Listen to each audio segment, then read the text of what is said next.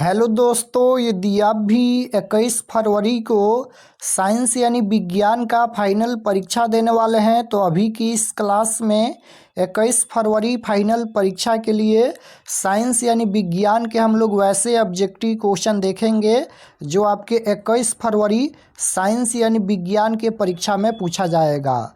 तो आप लोग इस क्लास में अंत तक बने रहिएगा। ये साइंस यानी विज्ञान का क्वेश्चन पेपर है सेकेंडरी स्कूल एग्जामिनेशन 2026 के लिए 21 फरवरी फाइनल परीक्षा के लिए ये साइंस यानी विज्ञान का क्वेश्चन पेपर है। तो साइंस का विषय कोड यही रहेगा, प्रथम पाली में 112 और द्वितीय पाली में 212 और समय मिलेगा 2 घंटा 45 मिनट का और पूर्णांक 80 रहेगा। 80 नंबर का एग्जाम होने वाला है। तो सबसे पहले पेपर में खंड अ मिलेगा सेक्शन ए, जिसमें आपसे ऑब्जेक्टिव टाइप क्वेश्चन पूछा जाएगा। 1 से लेकर 80 तक ऑब्जेक्टिव क्वेश्चन पूछा जाएगा। इनमें से किन्हीं 40 प्रश्नों के उत्तर देना है परीक्षा में। तो आइए पहला नंबर क्वेश्चन देखते हैं। फर्स्ट क्वेश्चन देखिएगा, यहाँ पर पूछा गया है। पहला नंबर क्वेश्चन देखिएगा कि प्रकाश के परावर्तन के कितने नियम हैं। तो प्रकाश के परावर्तन के कितने नियम हैं, तो याद रखिएगा प्रकाश के अपवर्तन या प्रकाश के परावर्तन के 2 नियम होता है। Right answer option number B हो जाएगा। प्रकाश के अपवर्तन या प्रकाश के परावर्तन के कितना नियम होता है, तो 2 नियम होता है। और ये भी आपका इसका नियम को भी याद रखना है, कौन कौन नियम है, सब्जेक्टिव में भी पूछा जाएगा। और लास्ट में हम आपको बताएंगे कि आप लोग सब्जेक्टिव PDF कहाँ से डाउनलोड कर सकते हैं। तो क्वेश्चन नंबर 1 का राइट आंसर बी हो जाएगा। प्रकाश के अपवर्तन पूछे या प्रकाश के परावर्तन पूछे, दोनों का 2 नियम होता है। क्वेश्चन नंबर 2 यहाँ पर पूछा गया है कि समतल दर्पण द्वारा बना प्रतिबिंब होता है। तो समतल दर्पण में हमेशा काल्पनिक प्रतिबिंब बनता है। Right answer option number B हो जाएगा। समतल दर्पण में हमेशा काल्पनिक प्रतिबिंब बनता है। तो राइट आंसर बी हो जाएगा। और समतल दर्पण की फोकस दूरी अनंत होता है। क्वेश्चन नंबर 3 यहाँ पर पूछा गया है कि किसी समतल दर्पण द्वारा आवर्धन होता है, तो +1 होता है। Right answer option number A हो जाएगा। 4 नंबर क्वेश्चन है कि समतल दर्पण की फोकस दूरी, तो समतल दर्पण के फोकस दूरी अनंत होता है। Right answer option number A हो जाएगा। समतल दर्पण में काल्पनिक प्रतिबिंब बनता है। 5 है कि तेल लगा कागज होता है, तो तेल लगा कागज कैसा होता है, तो प्रभाषक होता है। Right answer option number C हो जाएगा। क्वेश्चन नंबर 6 यहाँ पर पूछा गया है कि प्रकाश की किरणें गमन करती हैं। तो प्रकाश की किरणें गमन करती हैं, तो प्रकाश की किरणें हमेशा सीधी रेखा में गमन करती हैं। Right answer option number A हो जाएगा। प्रकाश की किरणें गमन करती हैं हमेशा सीधी रेखा में। क्वेश्चन नंबर 7 यहाँ पर पूछा गया है कि परावर्तन के नियम से निर्धारित होता है। तो आपतन कोण परावर्तन कोण के बराबर होता है। Right answer option number A हो जाएगा। आपतन कोण परावर्तन कोण के बराबर होता है। क्वेश्चन नंबर 8 यहाँ पर पूछा गया है, निम्नलिखित में किस माध्यम में प्रकाश की चाल सबसे अधिक होती है। बताना है कि किस माध्यम में प्रकाश की चाल सबसे अधिक होती है। तो याद रखिएगा निर्वात में प्रकाश की चाल सबसे अधिक होती है। 3 × 10⁸ मीटर प्रति सेकंड होती है, याद रखिएगा। क्वेश्चन नंबर 9 पूछा गया है यहाँ पर कि फोकस दूरी 20 सेंटीमीटर के अवतल दर्पण की वक्रता त्रिज्या क्या होगी। यहाँ पर वक्रता त्रिज्या पूछा गया है। तो याद रखिएगा जब वक्रता त्रिज्या पूछा जाएगा तो फोकस दूरी के दुगुनी वक्रता त्रिज्या होता है, या फिर इसका एक फार्मूला भी होता है। अगर वक्रता त्रिज्या पूछा जाएगा तो R बराबर फार्मूला होता है 2F। तो यहाँ पर 2 × F के जगह पर फोकस दूरी 20 दिया गया है, तो 20 × 40 हो जाएगा। तो right answer option number C हो जाएगा। 40 सेंटीमीटर वक्रता त्रिज्या होगी। तो यहाँ पर वक्रता त्रिज्या पूछा जाएगा तो फोकस दूरी दुगुनी कर देना है, और जब फोकस दूरी पूछा जाएगा तो वक्रता त्रिज्या को आधी कर देना है। क्वेश्चन नंबर यहाँ पर 10 देखिए, वक्रता त्रिज्या यहाँ पर ये 2 क्वेश्चन रिपीट हो गया है। 11 नंबर क्वेश्चन देखिए, यहाँ पर पूछा गया है कि आँख नाक गला के चिकित्सक द्वारा उपयोग में लाए जाने वाला दर्पण होता है। तो याद रखिएगा अवतल दर्पण होता है। यहाँ पर क्वेश्चन है कि आँख नाक गला के चिकित्सक द्वारा उपयोग में लाए जाने वाला कौन सा दर्पण होता है, तो अवतल दर्पण। क्वेश्चन नंबर 12 यहाँ पर पूछा गया है कि हजामत के रूप में किस दर्पण का उपयोग होता है। तो हजामत के रूप में किस दर्पण का उपयोग होता है? तो याद रखिएगा, हजामत के रूप में अवतल दर्पण का उपयोग होता है। Right answer option number A हो जाएगा, अवतल दर्पण। क्वेश्चन नंबर 13 यहाँ पर पूछा गया है कि सरल सूक्ष्मदर्शी में किसका उपयोग होता है? तो सरल सूक्ष्मदर्शी में किसका उपयोग होता है? तो सरल सूक्ष्मदर्शी में उत्तल लेंस का उपयोग होता है। Right answer option number D हो जाएगा, उत्तल लेंस। क्वेश्चन नंबर 14 यहाँ पर पूछा गया है कि सर्च लाइट का परावर्तक सतह होता है। तो सर्च लाइट का परावर्तक सतह अवतल दर्पण का होता है। राइट आंसर बी हो जाएगा, अवतल। क्वेश्चन नंबर 15 यहाँ पर पूछा गया है कि दंत विशेषज्ञ किस दर्पण का उपयोग मरीजों के दांतों का बड़ा प्रतिबिंब देखने के लिए करता है? तो अवतल दर्पण हो जाएगा, option number C right answer होगा, क्योंकि अवतल दर्पण में बड़ा प्रतिबिंब बनता है। क्वेश्चन नंबर 16 देखिएगा, पूछा गया है कि किसी अवतल दर्पण की फोकस दूरी 1 दिया गया है और यहाँ पर उसकी वक्रता त्रिज्या r है। यहाँ पर ये 1 नहीं है, f है। यहाँ पर f के जगह पर 1 लिखा गया है, तो f है। तो किसी अवतल दर्पण की फोकस दूरी यहाँ पर f है और उसकी वक्रता त्रिज्या r है। तो निम्नलिखित में कौन सा संबंध सही है? तो r बराबर f कोई फार्मूला नहीं होता है, r बराबर में 3f कोई फार्मूला नहीं होता है, r बराबर में यहाँ पर ये 2f फार्मूला होता है, ये वक्रता त्रिज्या का फार्मूला होता है। तो राइट आंसर बी हो जाएगा। एक फार्मूला r बराबर 2f होता है और एक फार्मूला f बराबर में r/2 होता है। तो दोनों आप लोग याद रखिएगा। क्वेश्चन नंबर 17 है, वायु का निरपेक्ष अपवर्तनांक वास्तव में होता है? तो 1 से अधिक होता है। राइट आंसर सी हो जाएगा। क्वेश्चन नंबर 18 यहाँ पर पूछा गया है। 18 नंबर क्वेश्चन देखिएगा कि निम्नलिखित में कौन लेंस की क्षमता का मात्रक है? तो लेंस की क्षमता का मात्रक होता है dioptre. Right answer option number A हो जाएगा। लेंस की क्षमता का मात्रक क्या होता है? तो डायोप्टर होता है। क्वेश्चन नंबर 19 पूछा गया है कि प्रकाश की किरण को मोड़ने की क्षमता को कहते हैं? तो लेंस की क्षमता कहते हैं। राइट आंसर ए हो जाएगा, लेंस की क्षमता। क्वेश्चन नंबर 20 है, वायु में अभिसारी लेंस है? तो वायु में अभिसारी लेंस कांच का उत्तल लेंस होता है। राइट आंसर सी हो जाएगा। 21 नंबर क्वेश्चन देखिएगा, पूछा गया है कि प्रकाश के अपवर्तन के कितने नियम हैं? तो प्रकाश के अपवर्तन पूछे या प्रकाश के परावर्तन पूछे, दोनों का 2 नियम होता है। राइट आंसर बी हो जाएगा। 22 नंबर क्वेश्चन पूछा गया है कि किसी माध्यम के अपवर्तनांक का मान क्या होता है? तो किसी माध्यम का अपवर्तनांक का मान sin i/sin r होता है। ऑप्शन नंबर ए में दिया गया है, sin i/sin r होता है। क्वेश्चन नंबर 23 है, हीरे का अपवर्तनांक कितना होता है? तो हीरा का अपवर्तनांक 2.42 होता है। ऑप्शन नंबर डी में दिया गया है, हीरा का अपवर्तनांक कितना होता है? तो 2.42 होता है। क्वेश्चन नंबर 24 देखिएगा, पूछा गया है यहाँ पर 24 नंबर क्वेश्चन है कि शब्दकोश के छोटे अक्षरों को पढ़ने के लिए किस लेंस का उपयोग करना पसंद करेंगे? तो याद रखिएगा 5 सेंटीमीटर फोकस दूरी का उत्तल लेंस। राइट आंसर सी हो जाएगा, 5 सेंटीमीटर फोकस दूरी का उत्तल लेंस। क्वेश्चन नंबर 25 पूछा गया है यहाँ पर कि किसी गोलीय दर्पण तथा किसी पतले गोलीय लेंस दोनों की फोकस दूरियां -15 सेंटीमीटर है। तो दर्पण तथा लेंस संभवतः तो दोनों अवतल हो जाएगा। Right answer option number C होगा, क्योंकि अवतल दर्पण की फोकस दूरी ऋणात्मक होती है। तो यहाँ पर -15 है यानी ऋणात्मक में है, तो ये अवतल हो जाएगा। क्वेश्चन नंबर 26 पूछा गया है कि मानव की आंख में प्रवेश करने वाले प्रकाश की मात्रा को नियंत्रित किया जाता है? तो पुतली द्वारा नियंत्रित किया जाता है। Right answer option number B हो जाएगा, पुतली द्वारा।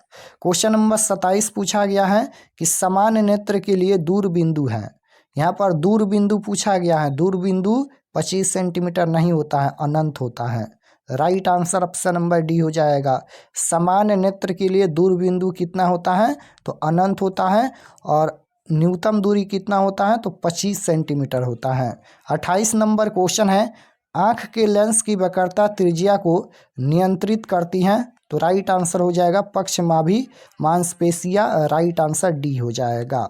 क्वेश्चन नंबर 29 नंबर क्वेश्चन है कि निम्नलिखित में से कौन नेत्र का रंगीन भाग होता है? तो कौन यहाँ पर नेत्र का रंगीन भाग होता है? तो परितारिका होता है। Right answer option number C हो जाएगा, परितारिका। 30 नंबर क्वेश्चन पूछा गया है यहाँ पर कि निम्नलिखित में से किस बिलियन का उपयोग दीवारों की सफेदी करने के लिए किया जाता है? तो ये हो जाएगा CaOH2, ऑप्शन नंबर बी में दिया गया है। राइट आंसर बी हो जाएगा। 31 नंबर क्वेश्चन पूछा गया है, यहाँ पर ये अभिक्रिया दिया गया है, ये किस प्रकार की अभिक्रिया है? तो ये द्विविस्थापन अभिक्रिया है। Right answer option number C हो जाएगा, द्विविस्थापन अभिक्रिया। 32 नंबर क्वेश्चन पूछा गया है, निम्नलिखित में कौन सा बूझा हुआ चूना है? तो बूझा हुआ चूना पूछा गया है, तो CaOH2 हो जाएगा। Right answer option number B होगा। क्वेश्चन नंबर 33 पूछा गया है कि लवण Na2CO3 का जलीय विलयन का pH मान क्या होता है? तो याद रखिएगा 7 से अधिक होता है। Right answer option number B हो जाएगा, 7 से अधिक होता है। अम्ल का pH मान 7 से कम होता है, क्षार का pH मान 7 से ज़्यादा होता है और उदासीन विलयन का pH मान 7 होता है। बक्साइट किस धातु का महत्वपूर्ण अयस्क है? तो ये एल्युमिनियम का अयस्क है। राइट आंसर सी हो जाएगा, एल्युमिनियम। क्वेश्चन नंबर 35 यहाँ पर पूछा गया है। 35 नंबर क्वेश्चन देखिएगा कि लोहा एन इस्पात को जंग से सुरक्षित रखने के लिए उन पर किस धातु की परत चढ़ाई जाती है? तो जिंक की परत चढ़ाई जाती है। राइट आंसर डी हो जाएगा, जिंक। 36 नंबर क्वेश्चन पूछा गया है कि किस रासायनिक यौगिक को गर्म करने पर प्लास्टर ऑफ पेरिस प्राप्त किया जा सकता है? तो किस यौगिक को गर्म करने पर प्लास्टर ऑफ पेरिस बनता है? तो याद रखिएगा, जिप्सम। राइट आंसर बी हो जाएगा, जिप्सम को गर्म करने पर प्लास्टर ऑफ पेरिस प्राप्त होता है। 37 नंबर क्वेश्चन पूछा गया है यहाँ पर कि पत्तियों में गैसों का आदान प्रदान कहाँ होता है? तो पत्तियों में गैसों का आदान प्रदान रंध्र के द्वारा होता है। राइट आंसर बी हो जाएगा, रंध्र। क्वेश्चन नंबर 38 पूछा गया है, हृदय से रक्त रुधिर को संपूर्ण शरीर में पंप किया जाता है, तो निलय द्वारा किया जाता है। राइट आंसर बी हो जाएगा, निलय द्वारा।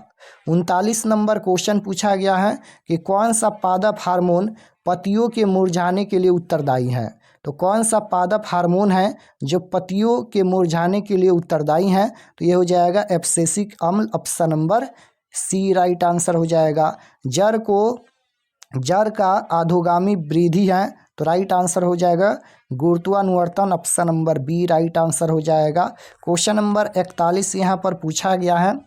41 नंबर क्वेश्चन है, पांस मेंडला और अनुमस्तिष्क हैं, तो राइट आंसर हो जाएगा पश्च मस्तिष्क का हिस्सा है, option number C right answer होगा। 42 नंबर क्वेश्चन पूछा गया है कि निम्नलिखित में कौन सी अनैच्छिक क्रिया नहीं है? नहीं पूछा गया है कौन यहाँ पर अनैच्छिक क्रिया नहीं है? तो चबाना यहाँ पर ये अनैच्छिक क्रिया नहीं है। Right answer option number B हो जाएगा।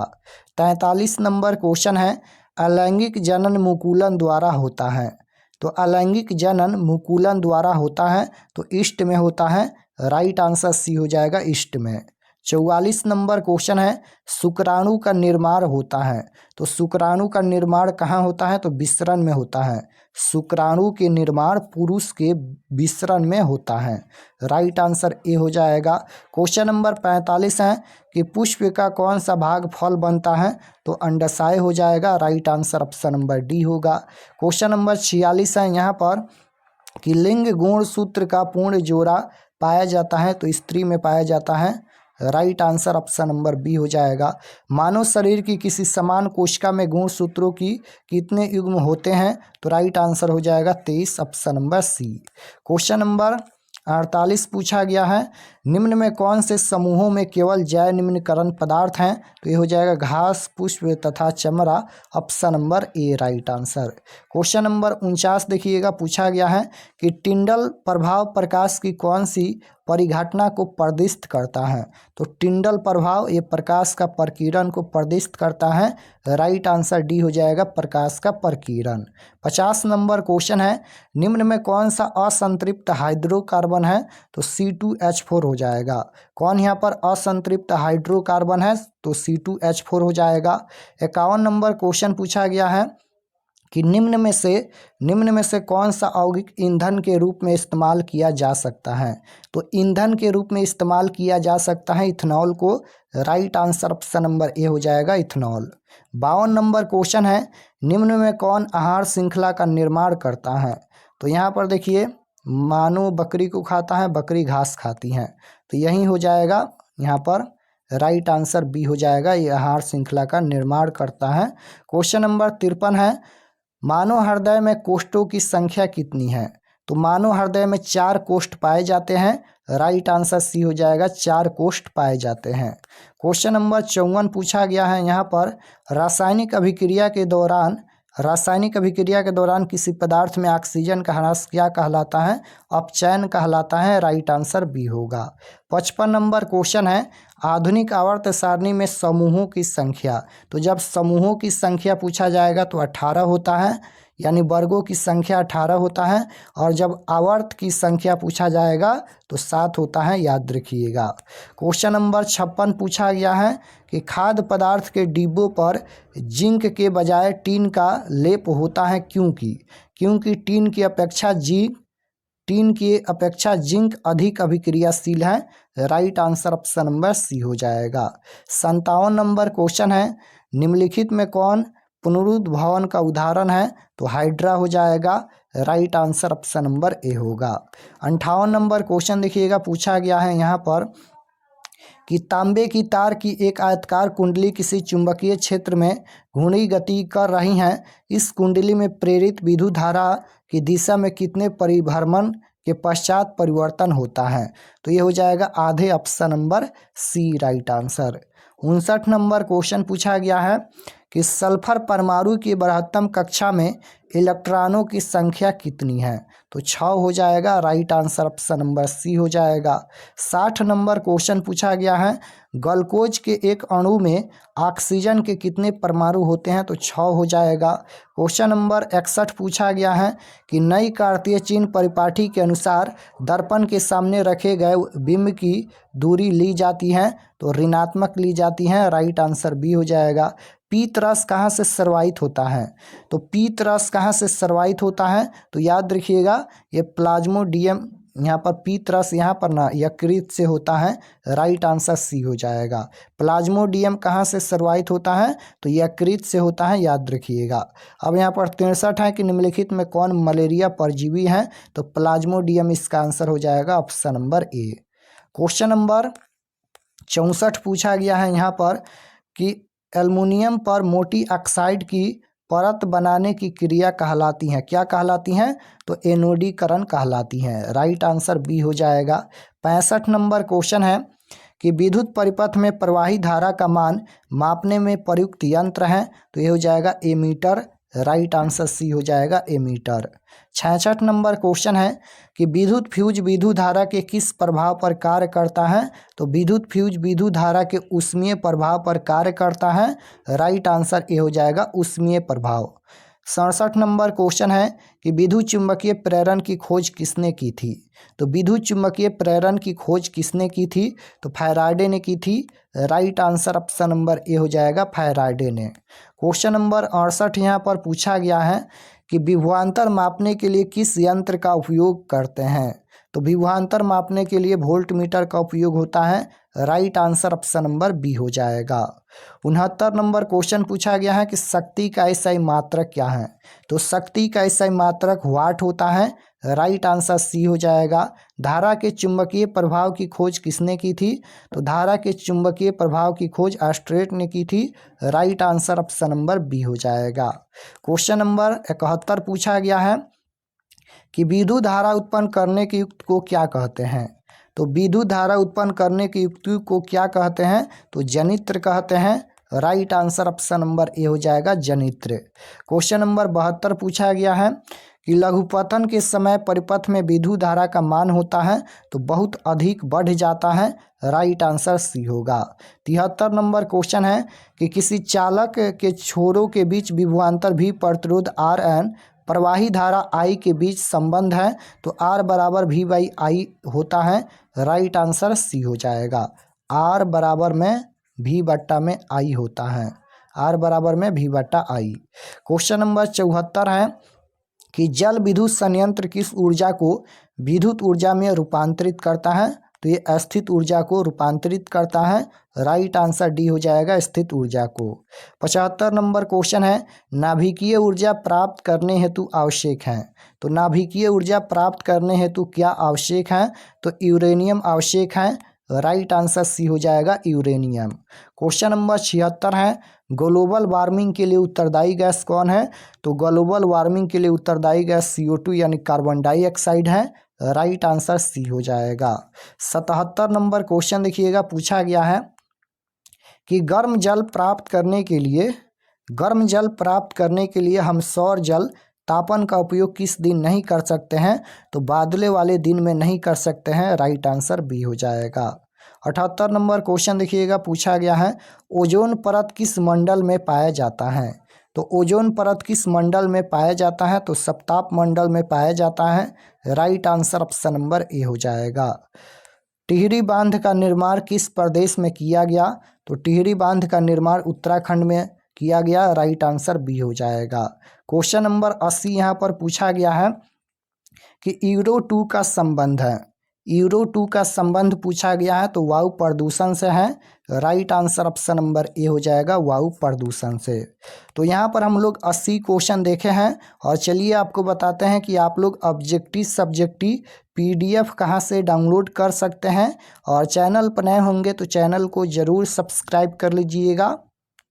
तो objective subjective question answer PDF download करने के लिए गूगल पर चले आना है और आपको सर्च करना है RK एक्सपर्ट क्लासेस। इसी चैनल का नाम आपको गूगल में सर्च करना है, RK एक्सपर्ट क्लासेस। तो जैसे ही गूगल पर सर्च करेंगे RK एक्सपर्ट क्लासेस, तो आपके सामने इस प्रकार से फर्स्ट पेज आएगा। इस पर आपको क्लिक करना है। जैसे ही क्लिक करेंगे, क्लिक करने के बाद ये ओपन हो जाएगा। ओपन होने के बाद आपको नीचे आना है क्लास 10th के सेक्शन में। तो यहाँ पर देख सकते हो ये क्लास 10th का सेक्शन है। और जैसे आपको साइंस का क्वेश्चन पेपर देखना है तो यहाँ पर देखिएगा 21 फरवरी class 10th science question paper answer key 2026, इस पर आपको क्लिक करना है।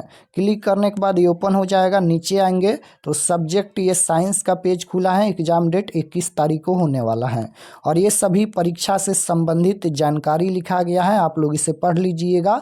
और यहाँ पर देखिएगा ऑब्जेक्टिव PDF, इसके सामने डाउनलोड पर क्लिक करेंगे तो ऑब्जेक्टिव PDF ओपन होगा और सब्जेक्टिव PDF के लिए इस पर डाउनलोड करेंगे तो सब्जेक्टिव PDF डाउनलोड होगा।